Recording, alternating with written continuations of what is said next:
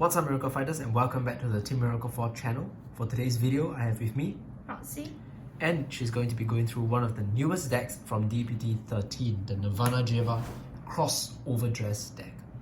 So this deck has been through a lot of changes from its initial introduction back in DBT06, Blazing Dragon Reborn, and while its support has generally been rather mediocre for a main character deck, Set 13 has finally given the deck what it deserves. Without further ado, let's get right into the deck. We'll be following the 50 card main deck plus 4 right deck ruling for this profile, since the rule change is just around the corner, or it's probably just this Friday, right? At the time that we are filming this. So yeah, let me just pass the video to Roxy and she'll go through the deck. Okay, so let's first start with the right deck. So for the starter, I'm currently running Trickstar. This is the only different part of the right deck, and I'll explain this in a moment. For the grade 1 and 1s to 3, it's basically the standard Nirvana Jheva right line with the heart-pounding Blaze Maiden Reno, the snuggling Blaze Maiden Ryu, and the Chakrabarthi Phoenix Dragon Nirvana Jheva herself. Reno's skill is, when rolled upon by Ryu, you can search the deck for a Trickstar and call it to a rearguard circle. Trickstar, as you can imagine, is a crucial piece in the deck, since it's the base of every CrossOverDress skill, and being able to tutor it from deck is really important. Since Trickstar cannot be chosen, calling it early in the back row is usually safe, and can provide a nice 5k booster if you're going second, since CrossOverDress doesn't require you to call on top of Trickstar. Then, when Nirvana Jheva rides over Ryu, you can check the top 7 cards of your deck for up to 1 Prayer Dragon, reveal it and add to hand.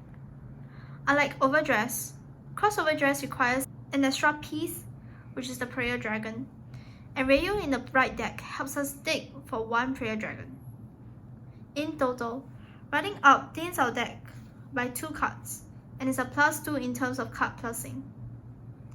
As for Nirvana Jheva, she has 2 effects.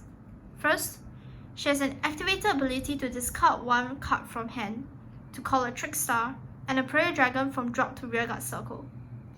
This is an amazing ability that allows you to reuse your CrossOverDress pieces after your Vairina dies, and is also useful for getting out boosters if needed, since some Prayer Dragons are grade 1s or have the ability to boost. The main ability of Nirvana Jheva is the second skill, which is when she attacks, you may call +1 to restand one of your rearguards in the CrossOverDress state. It's a pretty simple effect, but of course it works very well with the CrossOverDress Vairinas, who all either have on-attack skills or get some form of power-up. Lastly, we also have 1 Energy Generator Crest in the right deck. No reason not to play this card since everyone has access to it. So back to the starter, why Trickstar instead of Surprise 8? While the right deck does provide 1 Trickstar, the deck's main play is to double CrossOverDress, which means having 2 CrossOverDress Vairinas in the front row. You'll understand why when we go on to the next card. Having Trickstar from the get-go in Soul helps to guarantee you wouldn't break on Trickstars, and you can easily Soul Blast the starter Trickstar with many card effects to send it to drop and call it back with Jheva's skill. With the increase in deck size, your deck also becomes slightly diluted, and it's not as easy to draw into Trickstars as before. So I prefer the assurance that I'll see at least 2 Trickstars for the game. Of course, there is a drawback, which is that if you go second, you don't get the extra draw, which can hurt, but the energy counter, energy generator, kind of makes up for it with its ability to charge 3 if you're going second, and once you reach 7 or more, you can play an energy blast of 7 to draw 1 ahead of the opponent. Ultimately, it's up to player preference which starter to play, but for now, Trickstar works for me. Moving on to the main deck, we have obviously 3 more copies of our main Vanguard Nirvana Jheva. Persona riding is especially important in the deck, since you may have noticed, unlike OG Nirvana, Jheva doesn't provide any power up. Hence, Persona riding for the 10k to front row, which you can use for at least 4 attacks with your restand, is super good. Following that, I'm also playing 4 copies of the newest Vairina to join our arsenal, the Blazing Holy Sword equipped Jheva-Stravairina. This card is an absolute game changer for the Jheva deck, and it's the strongest Vairina we have so far. In fact, it's so strong that its XoverDress requires more than the previous Vairinas we have so far. Instead of just needing 1 Trickstar and 1 Prayer Dragon, as was the case for most other previous XoverDress Vairinas, Jheva-Stravairina requires 1 Trickstar and 2 or more Prayer Dragons with different card names.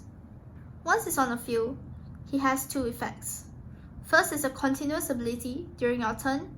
If he's in the front row rearguard circle and in a XoverDress state, he gets 10k power and gives Nirvana Vanguard triple drive and also an extra 10k power. As mentioned earlier, one of the main issues Jheva faced in the past was the lack of power on the Vanguard, since it would either be just 13 or 18k with a boost. But now with Jheva-Stravairina, not only will the attack be 23k minimum, the extra drive is also game changing in terms of giving the deck more ways to check triggers and more hand size at the end of the day. Triple drive does mean that your opponent's Elementaria Sanctitude becomes live, but you win some and you lose some. The second effect of Jheva-Stravairina is also another amazing ability. When Jheva-Stravairina in the XoverDress state stands by Jheva's attack ability, if your opponent's Vanguard is grade 3 or greater, you may counterblast 1 and then restand all of your Talisman and Prayer Dragon rearguards. Also, if Jheva-Stravairina himself has 5 or more original dress, you get to remove all markers on your opponent's field and retire all of your opponent's rearguards. Okay, so let's break this ability down. Basically, once your opponent is on grade 3, when you restand Jheva-Stravairina, he allows you to restand the whole board, as well as create the guaranteed 5 attack for this deck. All the main rearguards in this deck are Talismans and Prayer Dragons, with the Vairinas and Trickstars being Talismans, so it's very convenient. Then, if you XoverDress into a bunch of units, namely 4 Prayer Dragons and 1 Trickstar, you also get a marker removal ability, which can be very handy against Mask or Dragon Tree decks, and really anything with markers in the future, on top of board wiping your opponent's field. To have a better image of what this looks like, having 4 Prayer Dragons and 1 Trickstar means that your entire board has to be filled when you XoverDress into Jheva-Stravairina. It's honestly not that difficult to set out the original dresses for Jheva-Stravairina for this play, especially with the help of the new Prayer Dragons in DBT13. This play can demolish decks which are heavily field reliant, and if the opponent cannot recover, we can easily take the game like that, since the deck has ways to increase hand and stall as well. Overall, Jheva-Stravairina is the most important XoverDress unit, and a card that we want to call as soon as we reach turn 3. Other than Jheva-Stravairina, I also play 1 copy of Vairina. Braum has been out since the early days of Jheva, and I still think it's a pretty strong card till today. Braum XoverDresses onto just 1 Trickstar and a Prayer Dragon and has 2 effects. So first, continues during your turn.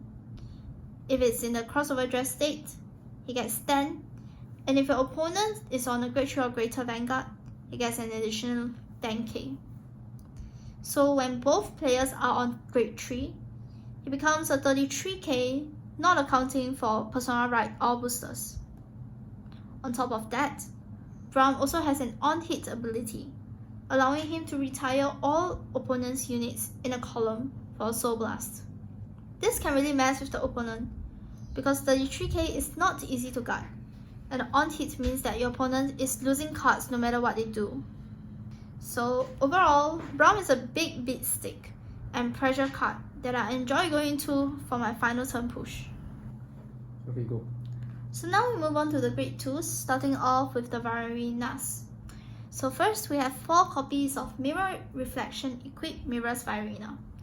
Mirror's Vairina is the second most useful Vairina after Xoverdrass. All placed on rearguard circle by XoverDress. You can choose up to 2 Vairinas from the drop zone and put it under himself as originalDresses. Then, when he attacks in XoverDress state, Mirrors get 10k power and can remove one of his originalDress with Vairina in his card name to either draw a card or countercharge one. With 2 Vairina overdresses, Mirror's skill can basically be used up to 2 times and potentially in the same turn as well if he attacks twice, either by withstanding him with Jheva or Stravairina. 2 card draws is really good, and together with the triple drive given by Stravairina to Jheva, you can easily add 5 cards to hand in one turn, paying for the heavy cost of XoverDress. The built-in countercharge also dissuades the opponent from damage denying, and with Stra and Jheva both using counterblast, this is very important. So besides Mirrors, I'm also playing 1 copy of Sturdy Wall equipped Veil's Vairina. On place on rearguard by XoverDress, Veils allows you to choose a card from the drop zone with the XoverDress ability, other than itself, and return it to hand. This recursion ability can be pretty helpful, especially if paired with another Prayer Dragon that we'll introduce later. But essentially, Veils can recycle any other Vairinas that has hit the drop zone. Veils also get a passive continuous power up on rearguard and guardian circle. So it's a 15k body with 15k shield, which is quite decent, and it can also not be chosen by opponent's card effects. So I used to play more of Veils, but having played this deck for long enough, I realized I usually just go into Stra and Mirrors, so I rarely use it anymore. However, one of Veils is still quite helpful, and I know of some players who play 2 of it and cut the brown. Finally, I'm also running one of Vairina Arcs, the best OG overdress Vairina. So when you overdress on top of Trickstar, you may counterblast 1 and draw 2, and then it gets 5k until end of turn. Arcs is really just there for the extra draw power to dig into your pieces if you need to.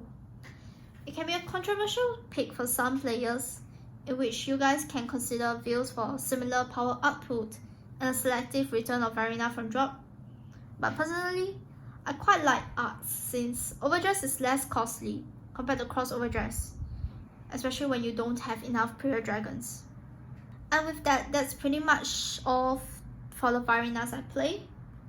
These are the best Vairinas in my opinion, but you could play a few other ones. Frankly, for my games, I usually just stick on Mirrors and Stra. Okay, next is the Prayer Dragons. This is also an equally important ingredient for XoverDress as Trickstar, and I actually play 4 more Prayer Dragons than Vairinas in this deck. So let's start with the grade 2. 4 copies of Blazing Heavenly Render equipped Dragon, Aparaja. Aparaja is one of the newest Prayer Dragon that have come out in DBT13 and is also one of our best ones yet. On place on rearguard, not from the deck, you may Soul Blast 1, discard 1 to search your deck for up to 1 Prayer Dragon and Superior Call it. Not only does this ability make Stravairina's XoverDress more consistent by adding 1 additional Prayer Dragon onto the field, but it also allows you to double regular XoverDress as well. DBT13 gave us quite a few good one-off options for Prayer Dragons, and Aparaja pretty much allows you to play some of those, since you can just bring them up. Note that Aparaja's restriction is that it wasn't called from the deck, so you can't go from Aparaja into another Aparaja into another Aparaja. But what you can do is then to use Aparaja from the drop zone by Superior Calling it with Nirvana Jheva's discard ability. So it actually also has a second skill as a Prayer Dragon, which is when it becomes an original dress, he provides a draw and essentially gives resist to the XoverDress unit. So this makes Aparaja an extremely important original dress for Stra, since your opponent cannot spot retire him, but has to either attack to try and get rid of it, or choose have ability which is like retire all. Yeah. Overall, Aparaja is kind of like a solution card to the main weaknesses of Nirvana Jheva, which is why it's a must play 4-off in this deck. So for the other grade 2 Prayer Dragons, I play one Blazing Heavenly Spearhead equipped Dragon Nandika and one Explosive equipped Dragon Launcheret. Nandika is also another new Prayer Dragon released alongside Vairina, and its effect is when it becomes an original dress, it can Soul Blast 1 to give its outer dress an additional ability, which is if your opponent wants to guard with cards from their hand, they have to call 2 or more. This ability is given until the end of turn, so if you XoverDress any unit, say Vairina, on top of Nandika, then you use Jheva to withstand both Stra attacks before and after the Vanguard attacks will force the opponent to drop 2 to guard. In total, Nandika can force your opponent to drop 4 cards in total if they have to guard, making it the perfect final turn Prayer Dragon to go to. In the late game, when your opponent has low hand size and are preparing their 1-card PGs, it's the best time for you to bring out Nandika and mess up your opponent's guarding patterns. The other one-off Launcheret actually came out some time ago, but I think it's not really like played much. However, I really like its 2 abilities. So first, when it's discarded from hand for the cost of your Nirvana Vanguard, you may Soul Blast 1, call him back to the field. This means if you use him as a discard cost for Jheva, you basically have 2 Prayer Dragons and 1 Trickstar on the field, which is not just a straight up plus, but also sufficient to pay for Vairinas XoverDress cost. And even if you don't use him as a XoverDress base, his second ability turns him into a booster, as long as you have another XoverDress unit. Being a 10k booster is super good for this deck, because our main rearguard Vairina is a grade 3 with 13k, and 10k boosting that makes a grade 23k column. Especially because Vairina would also withstand your boosters. I would play more of him, but right now he does compete for soul with other cards, and the others provide more utility, as we'll see soon. So there's actually 2 reasons why we can afford to play 1-offs in Jheva. So first is just Aparaja's selective superior call of any Prayer Dragon from the deck, so you can tutor any Prayer Dragon that you need. And then second, which is Jheva's ability to superior call and revive Prayer Dragons from the drop, allowing you to reuse those one-offs once the XoverDress unit die or are intercepted away. This makes the deck more flexible in terms of deck building, which is part of what I like about Jheva. So now we move on to the grade 1 Prayer Dragons, starting off with 3 of the staple Grailu Mirror.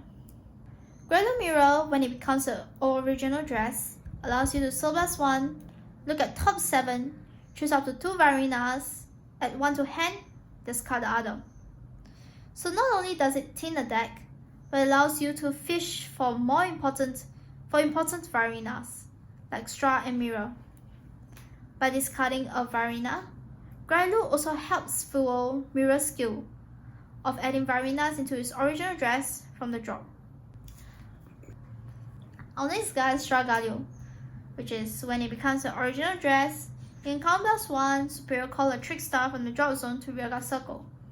Either a setup for another XoverDress, or just brings out a 5k booster, which is great behind the Vanguard or even Stra. Furthermore, Galio has an on-place effect from hand, allowing you to discard a card for cost to either fetch an overdress unit or Trickstar straight from deck to hand. So note that this ability cannot fetch XoverDress units, which is Stra and mirrors and all those. But I can actually fetch. arcs. Yes, arcs. So the main use in this deck is really to get out our Trickstars and rarely arcs. Yeah. So overall, both are great utility cards that increases our consistency and deck cleans. They also ensure that we can get our Trickstars and Vairinas from the deck, so they're also pretty staple Prayer Dragons alongside Aparaja. As for our last Prayer Dragon, it is one of Jahaz. So Jahaz is our new Prayer Dragon, here to support the Stra playstyle.